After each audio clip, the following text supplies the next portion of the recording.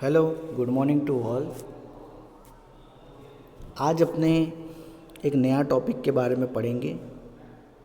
Last time अपने ने विद्युत विभव और विद्युत विभवांतर के बारे में पढ़ा था। आज अपने उसी विद्युत विभव जिसके बारे में अपने ने पढ़ा है उसी के आगे अपने आज पढ़ेंगे कि कोई भी बिंदु आवेश के कारण विद्युत विभव का मान ज्ञात करेंगे। अब यहाँ पे बिंदु आवेश का मतलब है एक बहुत ही छोटा आवेश जिसका मान 1 कूलाम है। ठीक है, तो एक छोटा सा आवेश है जिसका मान 1 कूलाम है, तो उस बिंदु आवेश के कारण विद्युत विभव का मान क्या होगा वो अपने को ज्ञात करना है। ठीक है, तो इसको समझने के लिए सबसे पहले एक मान लेता हूँ कि एक आवेश है प्लस Q जो O बिंदु पे। अब प्लस Q आवेश है तो इसका खुद का एक विद्युत क्षेत्र होगा। ठीक है, अब इससे x दूरी पर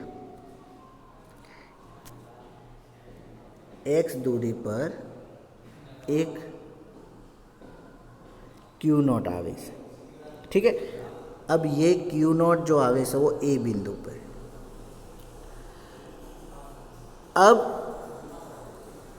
अब अपने को क्या ज्ञात करना है कि Q नॉट आवेश को A बिंदु से B बिंदु तक लाना है। ठीक है, A बिंदु से वो B बिंदु तक आता है तो ये जो प्लस Q वाला आवेश है वो इस पे कोई ना कोई तरह का इफेक्ट करेगा। बराबर। अब अपने को क्या करना है कि ये प्लस Q आवेश है, इसके कारण बिंदु P पर, ये यहाँ पे इसके बीच में एक बिंदु P है जिसकी दूरी जो है वो प्लस Q से R है, तो इस बिंदु P पर विद्युत विभव का मान अपने को ज्ञात करना है। बराबर। मतलब कॉन्सेप्ट बहुत ही सिंपल है कि यहाँ पे प्लस Q आवेश है, ठीक है, और एक Q नॉट आवेश है जो प्लस Q आवेश से x दूरी पर, अब Q नॉट आवेश A जो है वो B की तरफ जाने की कोशिश करेगा, लेकिन दोनों आवेश प्लस होने के कारण ये इसका अपोज करेगा और इसका फोर्स जो है वो F बाहर की तरफ लगेगा। ठीक है, तो बिंदु A से B की तरफ आने की कोशिश करता है तो इसके कारण बिंदु P पर विद्युत विभव का मान क्या होगा वो अपने को ज्ञात करना है। बराबर। तो विद्युत विभव का फॉर्मूला अपने को पता ही है, सूत्र पता ही है। इसका सूत्र जो है वो क्या होता है, तो इसका सूत्र होता है विद्युत विभव का सूत्र, उसके बारे में अपने आगे अब पढ़ेंगे। ठीक है, तो सबसे पहले विद्युत विभव ज्ञात करने के लिए अपने क्या करेंगे कि इन दोनों आवेश Q और Q नॉट, इन दोनों आवेश पे लगने वाला कूलाम बल क्या होगा वो अपने पढ़ेंगे। तो देखो, एक आवेश क्या है प्लस Q, एक आवेश क्या है Q नॉट, इनके दोनों के बीच की दूरी कितनी है x, तो इसका जो बल का फॉर्मूला होगा कूलाम बल F बराबर K Q1 Q2 bye R square होता है। तो Q1 क्या है प्लस Q, Q2 क्या है Q नॉट और R स्क्वायर, मतलब इन दोनों के बीच की दूरी कितनी है x स्क्वायर। तो ये इसका क्या हो जाएगा कूलाम का नियम हो जाएगा।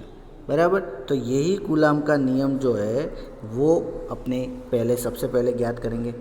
ठीक है, तो ये वाला जो पार्ट है अब अपने वो पढ़ेंगे। ठीक है, तो ये वाला जो पार्ट है वो सबसे पहले अपने ने पढ़ लिया है। ये देखो कूलाम बल, तो 1/4 पाई एप्सिलॉन नॉट, मतलब K का मान अपने को पता ही है, K इक्वल टू होता है 1/4 पाई एप्सिलॉन नॉट। ठीक है, तो K की जगह पे रख दिया 1/4 pi epsilon naught Q naught by x square. अब अपने देखते कि इसकी दिशा जो है वो F की दिशा कौन सी साइड है, तो देखो F की दिशा कहाँ है, बाहर की तरफ है ना, तो O से बाहर की तरफ है, तो इसीलिए यहाँ पे क्या आ गया OA दिशा में आ गया। बराबर। अब अपने क्या करेंगे कि जो बिंदु आवेश है, बिंदु आवेश ये Q नॉट A से B तक जाने में कितना कार्य करेगा, ये बिंदु आवेश क्यू नॉट ए से बी तक जाने में कितना कार्य करेगा। तो अपने को पता है कि ये कार्य तो बहुत छोटा करेगा, क्योंकि पहले यहाँ से यहाँ आएगा, फिर यहाँ से यहाँ आएगा, फिर यहाँ से फिर पी बिंदु पर अपने को ज्ञात करना है।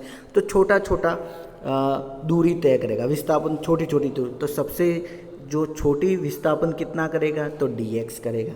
ठीक है, अपने मान लेते। तो इसका एक छोटा सा कार्य जो होगा वो W बराबर क्या होता है, F डॉट dx होता है कि नहीं होता। ठीक है, अपने को पता है कि कार्य बराबर क्या होता है, बल गुणा विस्थापन। तो कार्य बराबर बल गुणा विस्थापन। अब देखो, अब अपने को कार्य ज्ञात करना है कि जो बिंदु आवेश है A से B तक जाएगा तो कितना कार्य करेगा, बराबर। अब तुम ध्यान से देखो तो जो बिंदु आवेश है इसका विस्थापन किस साइड हो रहा है, इस साइड। पर इस बिंदु आवेश पे बल किस साइड लग रहा है, इस साइड।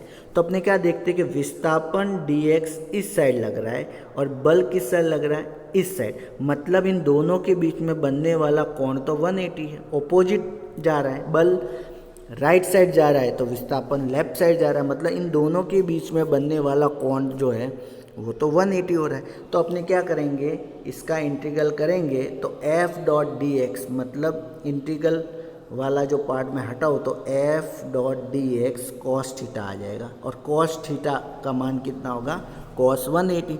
तो यही वाला भाग यहाँ पे समझाया हुआ है। ठीक है, तो देखो f डॉट dx cos 180 का मान होता है, cos 180 का मान होता है -1। तो -1 आएगा, मतलब यहाँ पे आगे -f आ जाएगा, -1 आ जाएगा तो -f dx। अब इसके मान रख दो, f का मान अपने को पता ही है 1/4 pi epsilon naught q not x square और dx। तो ये तो हो गया छोटा सा कार्य। इसी तरह वो थोड़ा कार्य करके P बिंदु तक ज्ञात करना है कार्य। तो इसीलिए परीक्षण आवेश Q नॉट को अनंत से बिंदु P तक लाने में किया गया कार्य। तो टोटल जो कार्य होगा, क्योंकि ये तो कार्य जो है वो यहाँ से यहाँ तक है, फिर यहाँ से यहाँ तक का कार्य है, यहाँ से यहाँ तक, फिर यहाँ से P बिंदु तक, तो सब dw अपने ज्ञात करेंगे। तो टोटल क्या होगा, तो टोटल जो होगा वो अपने क्या करेंगे, यहाँ पे इसका समाकलन कर लेंगे, बराबर। तो इसका समाकलन जो होगा वो क्या हो जाएगा, कार्य और ये होगा W बराबर समाकलन dw dx, बराबर। तो W ऐसा कैसा, dw का मान यहाँ पे रख देंगे तो -1/4 pi epsilon naught q not by x square और dx का dx आ गया। अब देखो 1/4 पाई एप्सिलॉन नॉट तो कांस्टेंट है, तो इसको तो बाहर रख देंगे। ठीक है, q नॉट भी कांस्टेंट है, इसको भी बाहर, तो अंदर क्या बचेगा 1/x स्क्वायर dx। अब इसकी लिमिट क्या होगी, देखो ये q नॉट आवेश कहाँ था, पहले बहुत दूर था, मतलब अनंत था। तो अनंत मतलब लिमिट क्या हो जाएगी, पहले इंटीग्रल हो जाएगा, इन्फिनिटिव हो जाएगा। और कहाँ पे लेके जाना है, कहाँ पे लेके जाना है कि P बिंदु तक लेके जाना है। तो P बिंदु जो है कितनी दूरी पे, ये देखो P बिंदु कितनी दूरी पे, यहाँ से तो कि r दूरी। तो अनंत से, जैसे मान लो कि ये यहाँ पे, तो यहाँ ये बहुत दूर है Q नॉट, तो यहाँ से अनंत से वो कहाँ पे आया, P बिंदु पे आया। तो अनंत से P बिंदु, तो इसकी दूरी कितनी है x, तो इन्फिनिटिव से r उसके बीच का डिफरेंस हो जाएगा। तो इसकी लिमिट जो होगी वो इन्फिनिटिव टू r आ जाएगी। तो यहाँ पे नीचे लिखेंगे इन्फिनिटिव, ऊपर आ जाएगा r। अब 1/x स्क्वायर dx, तो अपॉन में है तो इसको ऊपर लेके जाएंगे तो -2 पावर हो जाएगा। अब इसका समाकलन करेंगे तो मैंने तुमको बताया था कि कोई भी चीज़ का समाकलन करते हैं, जैसे यहाँ पे मैंने बोला था कि xn dx, तो इसका समाकलन करते थे तो क्या आता था, xn+1 ऊपर और नीचे n+1 हो जाता था। ठीक है ना, दोनों ऊपर और नीचे +1 हो जाए, इसीलिए x -2 है तो ऊपर भी +1 आ जाएगा और नीचे भी -2+1, इस तरह से ये सूत्र बन जाएगा। तो x -2+1 मतलब x -1 आ जाएगा और नीचे -2+1 मतलब -1 आ जाएगा। अब यहाँ पे क्या देखते हैं कि पहले से ही माइनस तो बाहर था ही, अब अंदर वाला -1 जो है, अंदर वाला -1 बाहर आ जाएगा तो माइनस माइनस प्लस हो जाएगा, तो अंदर क्या बचा खाली अब x की पावर -1। x की पावर -1 मतलब इसको क्या लिख सकते हैं, 1/x लिख सकते हैं। इसका लिमिट जो है इन्फिनेटिव टू r। अब एक बार r रखेंगे तो 1/r, फिर बीच में माइनस आ जाएगा, और एक बार इन्फिनिटी रखेंगे तो 1/इन्फिनेटिव का मान तो होता है 0, तो 0 आ जाएगा और 1/r। तो क्या आएगा, w बराबर q0 4πε0 r। अब अपने को पता है कि 1/4πε0 की जगह पे k लिख देंगे, तो k Q0/r। तो ये अपना कार्य का सूत्र आ जाएगा। ठीक है, तो कार्य का सूत्र आएगा w बराबर k Q0/r। लेकिन यहाँ पे तो अपने को विद्युत विभव ज्ञात करना है, तो विद्युत विभव का सूत्र तुमने पहले चैप्टर में पढ़ा था, v बराबर होता है w/Q0। ठीक है, तो w तो अपने ने ज्ञात कर लिया, ये वाला Q0 नीचे जो बिंदु आवेश होता है, परीक्षण आवेश, तो ये w का मान यहाँ पे रखो, तो k Q0/r और बटे में Q0, तो Q0 कैंसिल, तो क्या बचा k Q/r। तो इसी तरह यहाँ पे देखो P बराबर k Q/r। अब यहाँ पे P इसलिए लिखा है क्योंकि कौन से बिंदु पर विद्युत विभव ज्ञात करना है, तो P बिंदु पर ज्ञात करना है, इसलिए VP लिखा। मान लो Q बिंदु पर ज्ञात करना होता तो VQ लिखते, A बिंदु पर ज्ञात करना होता तो VA लिखते। तो जिस बिंदु पर विद्युत विभव ज्ञात करना है उसको VP लिखा, और k Q/r, तो यहाँ पे जो Q है वो कौन सा आवेश होता है, स्रोत आवेश। तो ये जो विद्युत विभव होता है वो स्रोत आवेश के कारण उत्पन्न हुआ है। ठीक है ना, क्योंकि बिंदु आवेश तो बहुत ही छोटा होता है, उसका खुद का तो विद्युत क्षेत्र बहुत कम होता है, लेकिन स्रोत आवेश जो है +Q, वो आवेश का मान ज़्यादा होता है, मतलब विद्युत क्षेत्र का मान भी ज़्यादा होता है, इसीलिए यहाँ पे स्रोत आवेश आएगा। ठीक है, और R मतलब होता है स्रोत आवेश से बिंदु P के बीच की दूरी, तो वो जो है वो R हो जाएगी। ठीक है, अब इसके बाद में इसके ग्राफ को समझते हैं। ठीक है, अब देखो ये जो सूत्र है, इस सूत्र को ध्यान से देखें तो VP और समानुपाती 1/r आ रहा है, देखो नीचे R आ रहा है। तो इसका कहने का मतलब क्या है कि कोई भी बिंदु जितना दूर होगा उतना ही उसके अंदर विद्युत विभव का मान जो है वो कम मिलेगा। ठीक है, मान लो कि कोई, जैसे कि ये सोर्स आवेश है, ठीक है, +Q। अब एक बिंदु यहाँ पे, ठीक है, एक बिंदु यहाँ पे, एक बिंदु यहाँ पे, तो इसमें से सबसे ज़्यादा विद्युत विभव कहाँ होगा, सबसे ज़्यादा विद्युत विभव कहाँ होगा, तो जो बिंदु स्रोत आवेश के पास में होगा, मतलब R का मान जितना कम होगा उतना ही विद्युत विभव का मान ज़्यादा होगा। मतलब ये वाले पॉइंट पे विद्युत विभव का मान ज़्यादा होगा, फिर यहाँ पे उससे कम होगा और यहाँ पे उससे कम होगा। मतलब कहने का मतलब क्या है कि कोई भी बिंदु स्रोत आवेश से जितना पास में होता है उतना ही विद्युत विभव का मान ज़्यादा होगा, और जैसे जैसे स्रोत आवेश से दूर जाएंगे वैसे वैसे विद्युत विभव का मान जो है वो कम होता जाएगा। इसीलिए V समानुपाती 1/r। तो ये देखो ग्राफ, देखो ये ग्राफ जो है नीचे की तरफ, मतलब V का मान ज़्यादा चाहिए तो R कम चाहिए, और R बढ़ेगा तो V का मान जो है वो कम हो जाएगा। तो इस तरह से ये वाला जो टॉपिक है, ये वाला टॉपिक बहुत ही इम्पोर्टेंट है। ठीक है, और इस वाले टॉपिक के अंदर तुमको बहुत ही अच्छे से समझ लेना है। ठीक है ना, क्योंकि ये सब पार्ट बहुत इम्पोर्टेंट है, और यहाँ पे भी सब चीज़ें जो है वो बहुत ही इजी है। तुम्हें सबसे पहले विद्युत विभव क्या होता है, विद्युत क्षेत्र कैसे ज्ञात कर सकते हैं, ये वाला जो पार्ट दिया हुआ है तुमको, फिगर दिया हुआ, चित्र दिया हुआ, वो तुमको सबसे पहले समझ में आना चाहिए। ये चित्र से ही पूरा एक्सप्लेनेशन मैंने किया है। ठीक है, तो सबसे पहले तुमको ये चित्र समझ में नहीं आया है तो तुम पूरा इसको समझ नहीं पाओगे, इसीलिए तुमको बोल रहा हूँ कि ये पूरा जो है सबसे पहले तुमको स्टार्टिंग से ही अच्छे से पढ़ना है, ठीक है ना। विद्युत विभव क्या होता है, विद्युत क्षेत्र क्या होता है, इसके बारे में सब कॉन्सेप्ट तुम्हारा क्लियर होगा, तभी ये वाला पार्ट जो है वो तुमको समझ में आएगा, नहीं तो समझ में नहीं आएगा।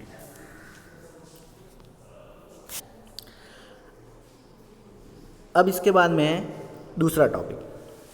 इस टॉपिक के अंदर अपने को विद्युत द्विध्रुव लेना है और विद्युत द्विध्रुव के कारण उस पर विद्युत विभव का मान ज्ञात करना है, ठीक है। तो सबसे पहले कॉन्सेप्ट को समझो।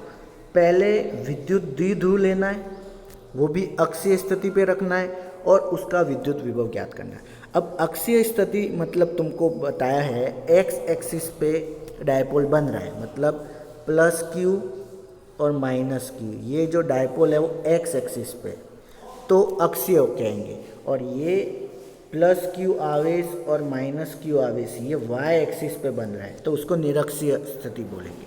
तो अपने को अक्षीय स्थिति के लिए विद्युत विभव का मान ज्ञात करना और वो भी डायपोल लेना। तो डायपोल का मतलब तुमको पता ही है, दो आवेश होते हैं, प्लस क्यू और माइनस क्यू, दोनों के बीच की दूरी जो होती है वो 2L होती है, ठीक है ना। और इस डायपोल के कारण कोई बिंदु है P, वहाँ पे अपने को विद्युत विभव ज्ञात करना है और उस डायपोल को अक्षीय स्थिति में रखना है। तो इसी तरह यहाँ पे देखो कि डायपोल है, जैसे ए बिंदु पर माइनस क्यू है, बी बिंदु पर प्लस क्यू है, इन दोनों के बीच की दूरी जो है वो 2L है और इसका जो मध्य बिंदु O है तो वो उसका सेंटर है, इसलिए इस साइड वाला L हो जाएगा, इस साइड वाला भी L हो जाएगा। और इसी अक्षीय स्थिति पे बिंदु कोई P है, उस P बिंदु पर अपने को क्या ज्ञात करना है, विद्युत विभव का मान ज्ञात करना है, ठीक है। अब अपने क्या देखते हैं कि इसका जो मध्य बिंदु है O से P बिंदु की दूरी कितनी है, R, तो ये अपने को याद रखना है, ठीक है। कॉन्सेप्ट बहुत सिंपल है, ठीक है। अपने P बिंदु पर विद्युत विभव का मान ज्ञात करना है, वो भी इलेक्ट्रिकल डायपोल की वजह से, और वो भी इलेक्ट्रिकल डायपोल जो है वो अक्षीय स्थिति पे रखा हुआ है। अब तुम इसको ध्यान से देखो तो देखो, सबसे पहले माइनस क्यू के कारण बिंदु P पर विद्युत विभव का मान ज्ञात करते हैं। तो सबसे पहले देखो माइनस क्यू का बिंदु P, तो इसके बीच की दूरी क्या हो सकती है, तो इसके बीच की दूरी हो सकती है, देखो यहाँ से यहाँ तक तो L है और यहाँ से यहाँ R, तो टोटल दूरी क्या हो जाएगी, R प्लस L। किसके लिए होगी, माइनस क्यू के कारण, माइनस क्यू के लिए।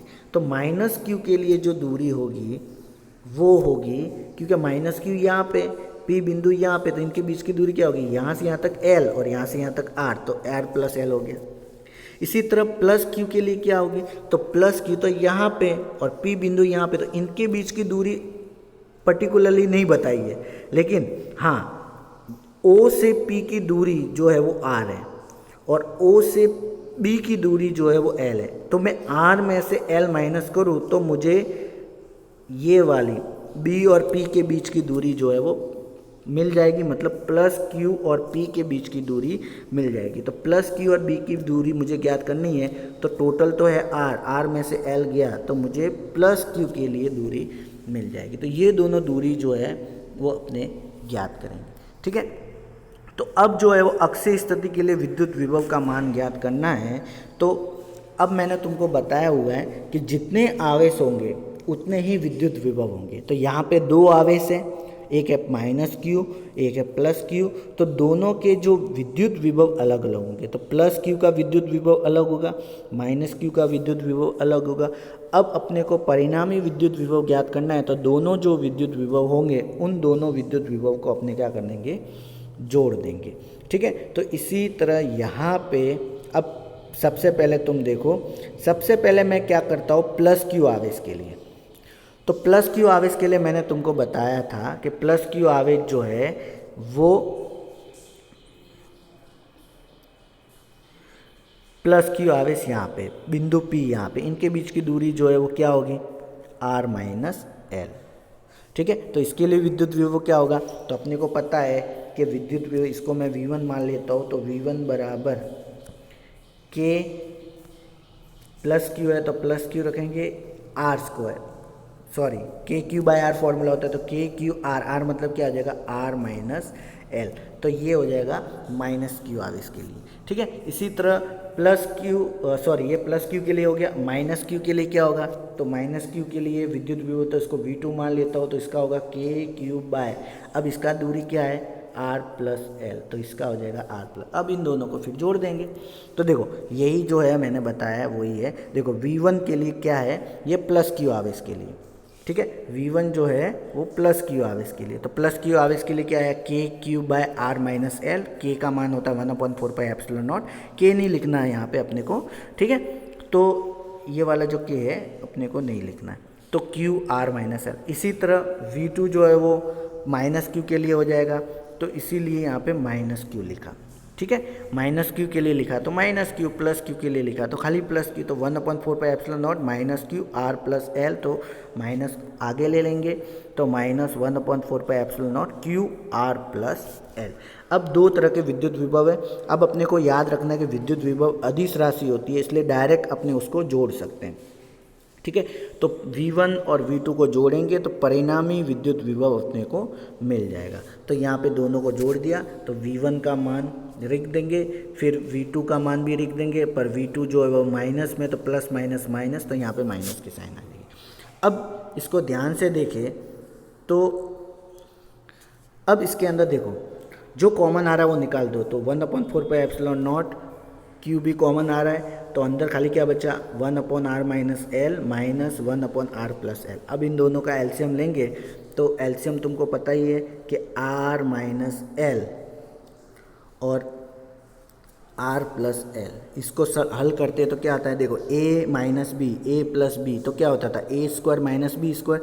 इसी तरह यहाँ पे भी क्या हो जाएगा R square minus L square, इसीलिए नीचे आया R square minus L square. ऊपर वाला पार्ट को मैं ओपन करूँ तो ये वाला भाग मैं ओपन करूँ तो साइन बदल जाएगा, तो माइनस आर हो जाएगा और माइनस माइनस प्लस एल हो जाएगा। तो ये वाला जो पार्ट है वो कैसे होगा, तो R plus L, bracket open कर लूँगा तो माइनस आर और माइनस अंदर है तो माइनस माइनस प्लस एल हो जाएगा। तो R minus R plus cancel, मतलब क्या बचेगा 2l बचेगा। तो इसीलिए देखो यहाँ पे 2l आया, q तो ऐसा का ऐसा और नीचे R square minus L square बचेगा 1/4 पाई एप्सिलॉन। अब देखो q डॉट 2l क्या होता है, ये तो चैप्टर नंबर 1 में पढ़ा था, p होता है विद्युत द्विध्रुवागुण होता है, तो p रख देंगे तो v बराबर हो जाएगा 1/4 pi epsilon not P R square by L square. अब वही कंडीशन अपने मान लेते हैं कि l का मान बहुत ही छोटा है और r का मान बहुत ही बड़ा है, तो l को नेगलेक्ट कर देंगे, l को नेगलेक्ट करेंगे मतलब हटा देंगे, तो क्या बचेगा 1/4 pi epsilon naught Q by R square. अब 1/4 पाई एप्सिलॉन नॉट तो कितना होता है 1, और k को तो मैंने बोला है तुमको लिखना ही नहीं, और लिख देते हो तो लास्ट में k बराबर 1 कर देने, ठीक है। तो 1/4 pi epsilon naught Q by R square. तो ये अपना विद्युत विभव का मान आया कब, जब द्विध्रुवागुण लेते हैं और अक्षीय क्षेत्र पर रखते हैं, तो इसको लास्ट में अपने ऐसे लिख सकते हैं v बराबर 1/4 पाई एप्सिलॉन नॉट होता है के क्यू बाय आर स्क्वायर। तो ये इस तरह से विद्युत विभव का मान अपने ज्ञात कर सकते हैं। ये वाला पार्ट बहुत ही सिंपल है, बहुत ही इजी है, तुमको इसको बार बार सम करना है, इसको प्रैक्टिस करोगे लिखने की तभी ये हल हो पाएगा, नहीं तो ये वाला पार्ट जो है वो हल नहीं हो पाएगा।